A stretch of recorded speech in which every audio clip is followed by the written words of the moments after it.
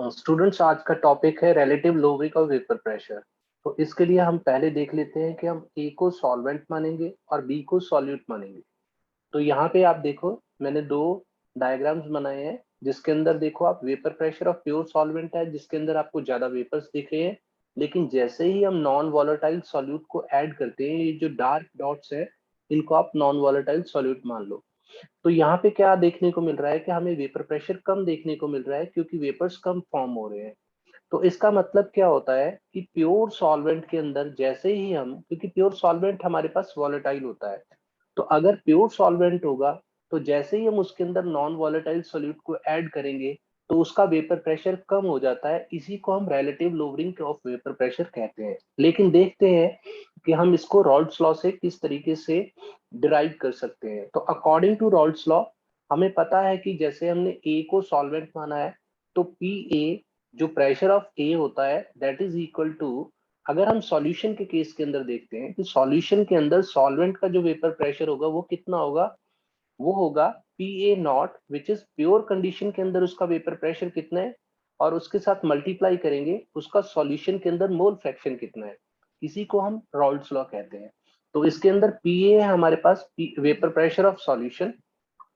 क्योंकि यहाँ पे P A vapour pressure of solution क्यों कहा गया है, क्योंकि जितना सॉल्वेंट का वेपर प्रेशर होगा वही बच्चे सॉल्यूशन का वेपर प्रेशर होगा। क्योंकि यहाँ पे सॉल्यूट जो है वो नॉन वॉलेटाइल है, क्योंकि उसके अंदर से कोई भी वेपर्स फॉर्म नहीं होंगे।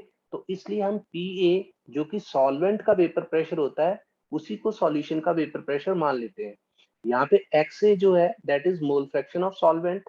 पी ए जो है vapour pressure of solvent in pure state होता है, कि प्योर अगर प्रेजेंट हो उसके अंदर कोई भी सॉल्यूट ऐड ना हो, अपनी प्योरेस्ट कंडीशन के अंदर होगा तो उसका वेपर प्रेशर कितना होगा, उसको हम पी ए नॉट से डिनोट करते हैं।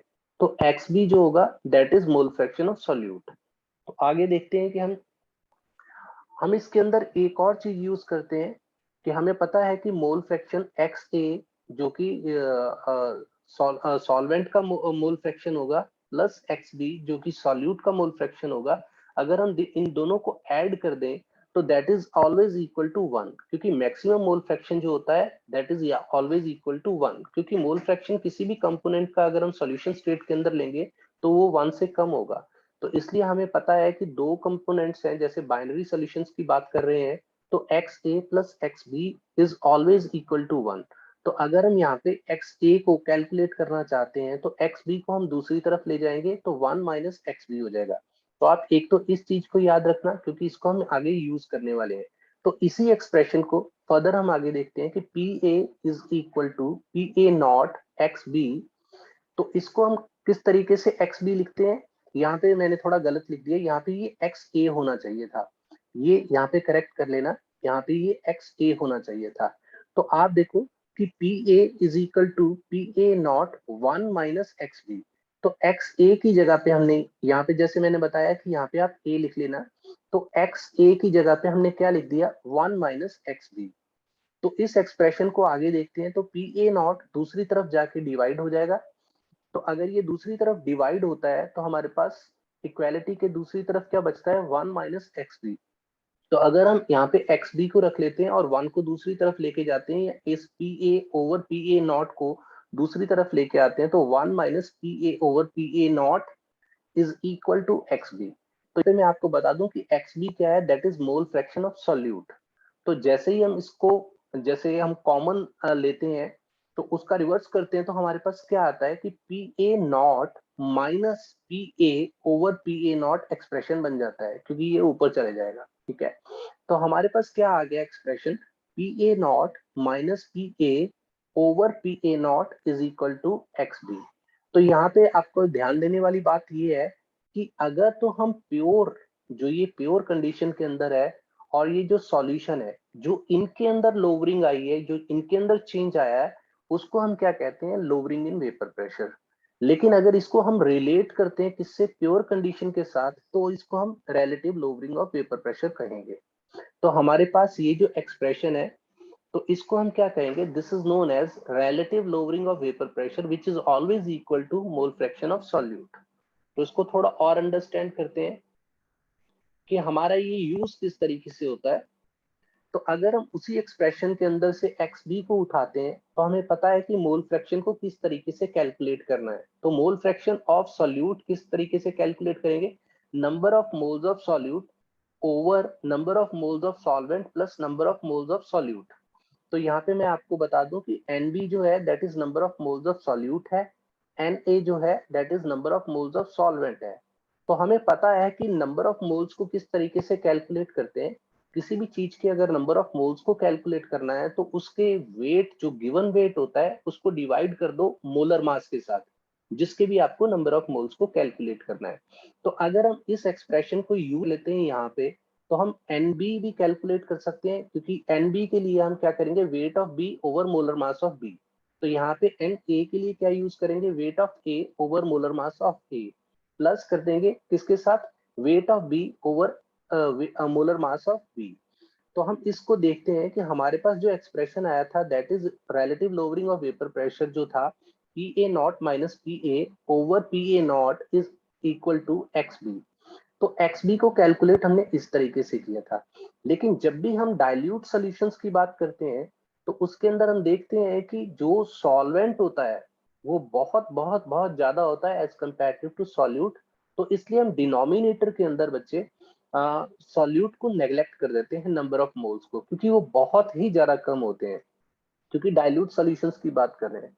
तो इसलिए हमारा जो एक्सप्रेशन रह जाता है, क्योंकि हमने देखो यहाँ पे कैलकुलेट किया है, तो XB को तो हम NB over NA plus NB कर रहे थे, लेकिन हमने क्या किया कि solute being a dilute solution, तो हमने सॉल्यूट को नेग्लेक्ट कर दिया।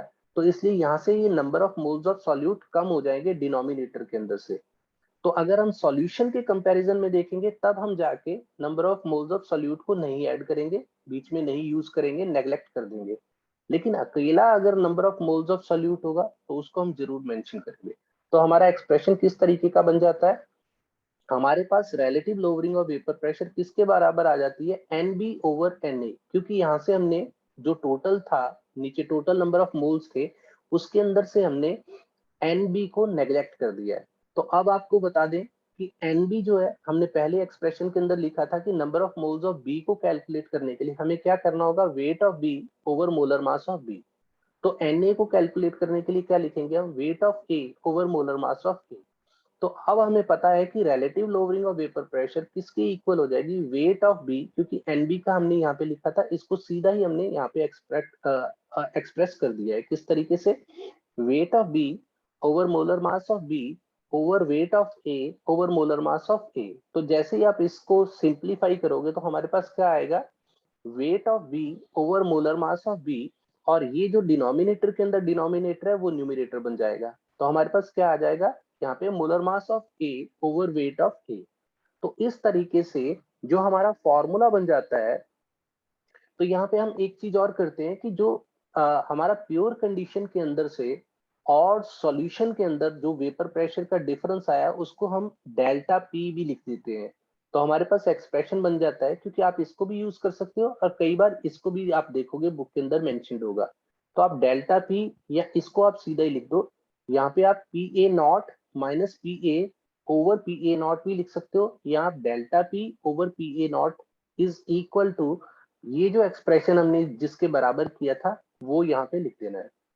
तो इसका यूज क्या होता है बच्चे, अगर हमको इसके अंदर relative lowering in vapour pressure दी है तो हम आसानी से मोलर मास ऑफ सॉल्यूट को कैलकुलेट कर सकते हैं। तो एक एक्सप्रेशन अभी आपको मैं बताता हूँ, एक क्वेश्चन न्यूमेरिकल भी देख लेते हैं। तो हमारे पास न्यूमेरिकल क्या है, हमारे पास है calculate the mass of non volatile solute. तो नॉन वॉलेटाइल सोल्यूट है जो, उसका मोलर मास दिया हुआ है हमें 40 ग्राम्स, ठीक है, which should be dissolve in 114 gram octane. तो उन्होंने क्या किया है कि कोई सॉल्यूट है, अननोन सॉल्यूट है, जिसका मोलर मास उन्होंने दिया है कि 40 ग्राम्स पर मोल होगा। तो विच शुड बी डिजॉल्व, जिसको हम डिजॉल्व कर रहे हैं 114 ग्राम ऑक्टेन के अंदर, to reduce its vapour pressure to 80%।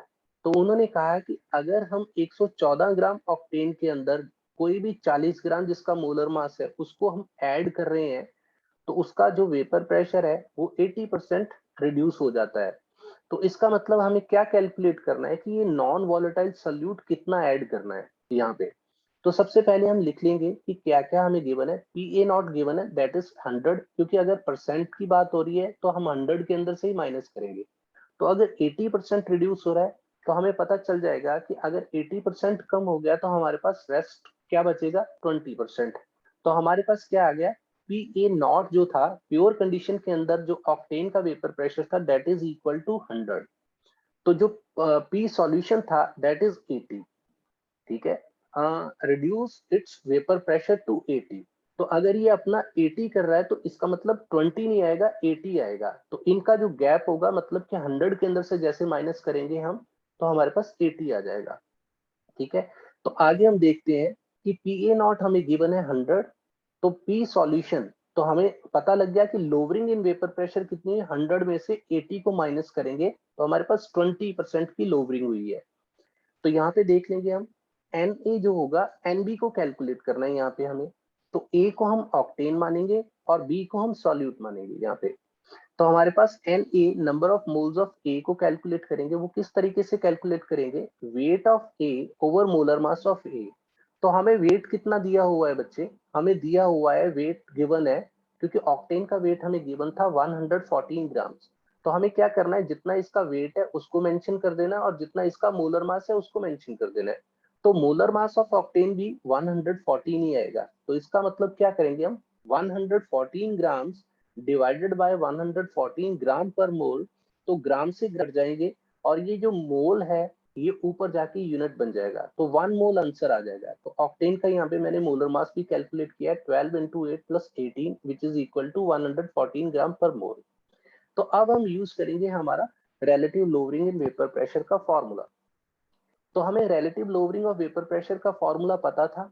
तो हमने P A not minus P S over P A not is equal to number of moles of solute, क्योंकि यहाँ पे एक्स भी था तो number of moles of solute, आप अगर mole fraction of solute calculate करोगे तो उसके लिए क्या एक्सप्रेशन था, number of moles of B solute over number of moles of solute plus number of moles of solvent. तो सॉल्वेंट के नंबर ऑफ मोल्स हमने पहले ही कैलकुलेट कर लिए, क्योंकि ऑक्टेन को ही हम सॉल्वेंट है, दैट इज इक्वल टू 1। तो हम यहाँ पे वैल्यूज पुट कर देंगे। यहाँ पे हमारे पास पी ए नॉट की वैल्यू क्या थी, आप देखो पी ए नॉट की गिवन वैल्यू थी दैट इज 100। तो पी एस यहाँ पे सॉल्यूशन, तो रिड्यूस टू 80 था तो इसलिए यहाँ पे हम 80 को मेंशन कर देंगे। तो डिवाइड किससे करेंगे, पी ए नॉट से, तो 100 से डिवाइड कर देंगे, equal to N B over N B plus 1, क्योंकि हमने 1 मोल तो कैलकुलेट कर लिया है। तो अब ये इसको हम माइनस करेंगे तो हमारे पास कितना आ जाएगा, 100 माइनस 80 इज इक्वल टू 20, क्योंकि 20% ही लोअरिंग हुई थी। 20/100 is equal to N B over N B plus 1 mole. तो अगर हम इस सारी इक्वेशन को फ्लिप कर देते हैं तो हमारे पास क्या आंसर आता है, अगर बिल्कुल इस इक्वेशन को उल्टा कर दो आप, तो जो नीचे था डिनोमिनेटर के अंदर था उसको आप न्यूमिनेटर में ले आओ, तो आप देखो N B plus 1 mole over N B is equal to 5 आ जाएगा, क्योंकि 20 को अगर 100 ऊपर आ जाएगा तो 20 से आप डिवाइड करोगे तो 5 आंसर आएगा। तो यहाँ पे क्या होगा कि एन बी इसके अंदर हम कॉमन लेंगे तो 1 plus 1 mole over N B is equal to 5 आ गया। तो N B is equal to कितना आ जाएगा, अगर हम 1 को इधर ले जाएंगे या हम किस तरीके से कैलकुलेट करेंगे, 1/4 मोल हो जाएगा। तो हमारे पास एन बी इधर चले जाएगा, ठीक है, और 5 इधर आ जाएगा। तो हमारे पास क्या आ गया, हमारे पास आ गया बच्चे N B is equal to 1/4 mole. तो हमें एन बी कैलकुलेट करना था, तो हमें number of moles of solute पता लग गए that is equal to 1/4 moles. तो अब हमें कैलकुलेट करना है वेट ऑफ सॉल्यूट। तो हमें पता है कि एनबी कितना होता है, एनबी होता है weight of solute over molar मास, क्योंकि नंबर ऑफ मोल्स को कैलकुलेट करने का यही फॉर्मूला होता है वेट के अंदर। वॉल्यूम के अंदर क्या होता है, given volume by molar volume. ठीक है, तो हमारे पास एनबी इज इक्वल टू इतना आ गया। तो अगर हम एनबी के अंदर मोलर मास मल्टीप्लाई कर देते हैं, तो मोलर मास हमें पहले गिवन था जो हमें 40 ग्राम्स पर मोल दिया हुआ था सॉल्यूट का। तो हमें क्या करना होगा, वेट ही फाइंड आउट करना था कि कितना वेट है। तो एनबी के अंदर जैसे ही हम मोलर मास को मल्टीप्लाई करेंगे तो हमें वेट ऑफ सॉल्यूट मिल जाएगा। तो 1/4 मोल इंटू 40 ग्राम्स पर मोल, तो मोल से मोल कट जाएगा यूनिट्स। तो हमारे पास क्या आएगा, 40/4 आ जाएगा, तो which is equal to 10 grams. तो हमने क्या कैलकुलेट कर लिया, वेट ऑफ सॉल्यूट 10 ग्राम्स आ जाएगा। तो एक बार आप देख लो इसको फिर से, न्यूमेरिकल को मैं पूरा आपको दिखा देता हूँ। हमें गिवन था प्योर कंडीशन के अंदर, हमें गिवन था सॉल्यूशन का वेपर प्रेशर कितना है, दोनों के अंदर जो लोवरिंग थी उसको हमने कैलकुलेट कर लिया किस तरीके से, 100 माइनस 80 करके। तो अगर हम रिलेटिव लोवरिंग करते हैं तो हमें पी ए नॉट नीचे भी लगाना था डिनोमिनेटर के अंदर। तो हमने क्या किया, 100 minus 80 by 100 is equal to X B. X B का फॉर्मूला हमने यहाँ पे पुट कर लिया, और हमने number of moles of solvent जो था पहले ही कैलकुलेट कर लिया था। तो इसी तरीके से आप इसको कैलकुलेट कर सकते हो। अगर कोई भी क्वेश्चन हो तो आप पूछ लेना। Thank you.